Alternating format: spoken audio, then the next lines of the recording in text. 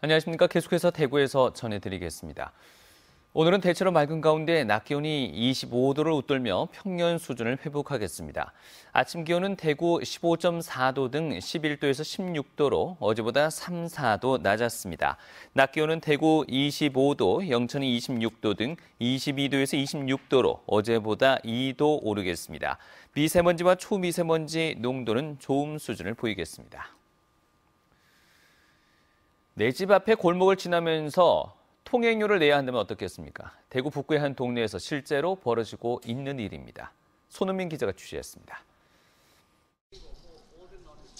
대구시 북구 산격동에 있는 이 길은 주민들이 지난 30년간 매일 오가던 골목입니다.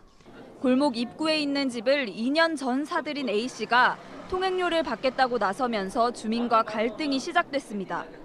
A씨의 집 앞 17m 골목길이 알고 보니 주택과 함께 사유지였던 겁니다. 버스 정류장과 인근 상가로 이어진 이 길이 막히면 주민들은 훨씬 먼 길을 돌아가는 불편을 겪어야 합니다. 보시다시피 반대편은 경사가 가파른 오르막길인데요. 대부분 70대 이상인 주민들이 다니기에는 불편한 걸 넘어 위험할 수 있어 보입니다.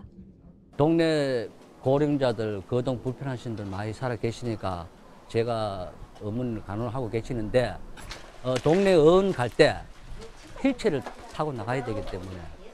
지난해 말 주민 10명은 어쩔 수 없이 A씨에게 6개월치 통행료 90만 원을 줬습니다.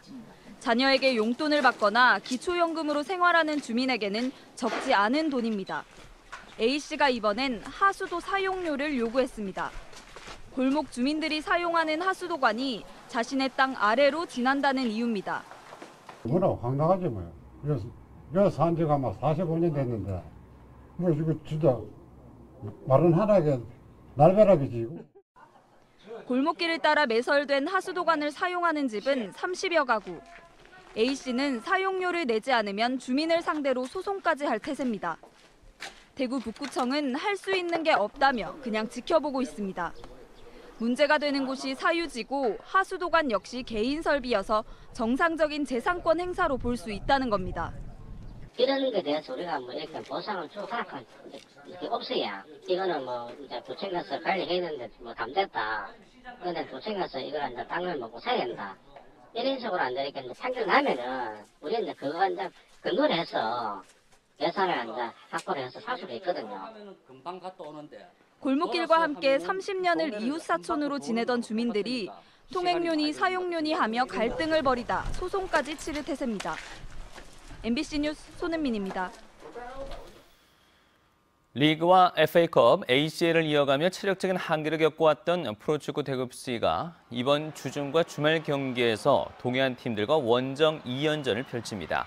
지난 일요일 수원과 홈 경기에서 무승부를 거둔 대구FC는 내일 리그 선두인 울산과 맞대결을 펼치는데 주전 선수들이 무거운 몸놀림을 보이는 데다 공격과 수비의 핵인 에드가와 홍정훈이 경고를 받아 출전이 불가능합니다. 일요일엔 최근 상승세를 보이고 있는 포항과 경기를 치른 뒤 A매치 휴식기를 갖습니다.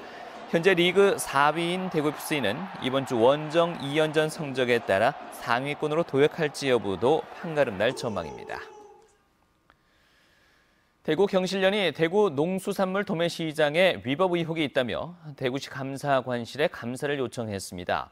현행 법령에 따르면 대구 농수산물 도매시장은 수산부에 도매시장법인 한 곳과 시장 도매인 3개 이상을 둬야 하지만 10년 이상 도매시장 법인이 없는 상태가 이어지고 있습니다. 대구 경실련은 해양수산부의 시정명령에도 대구시가 불복 의사를 밝히고 있다며 대구시의 직무유기와 유착 의혹을 밝혀야 한다고 주장했습니다. 대구 소방안전본부가 대형 재난 상황에 대비해서 재난 현장 통합지휘버스를 도입합니다. 통합지휘버스는 재난 현장을 실시간으로 확인할 수 있는 대형 모니터와 상황 판단 회의실을 갖추고 있어 이동식 현장 지휘소 역할을 수행하게 됩니다. 소방본부는 대형 특수 재난이 발생할 경우 각 소방서와 소방본부 긴급구조통제단 활동에 적극적으로 활용할 계획이라고 밝혔습니다. 소방차 길 터주기 훈련이 내일 대구에서도 진행됩니다. 대구소방안전본부는 내일 오후 2시 을지 태극 연습과 병행해 시내 9개 구간에서 화재 현장 출동을 가정해 길 터주기 훈련을 진행한다고 밝혔습니다.